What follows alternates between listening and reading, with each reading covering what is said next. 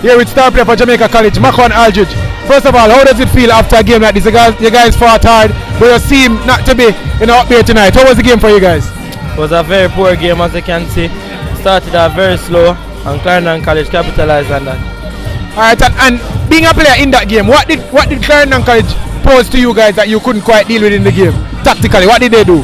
They possessed the ball well and finished us on the counter. And coming into the game, I heard the coach say that you guys were trying to mark space rather than man. What were some other instructions that the coach gave to you guys, to try and win this game? I don't think I can dispose that. Alright, MAQUAN Aldridge, this is the last game in schoolboy football. What next for you? Tell me about it. What's the next step? Well, I'll enjoy the break and then see what comes after. Alright, are there any colleges involved, pro club, Premier League? Some people want to see some more football from you. Yeah, there will be more football definitely, but I prefer not to say no. Alright, MAQUAN, thank you for talking to us and better luck next time. Yeah, Respect.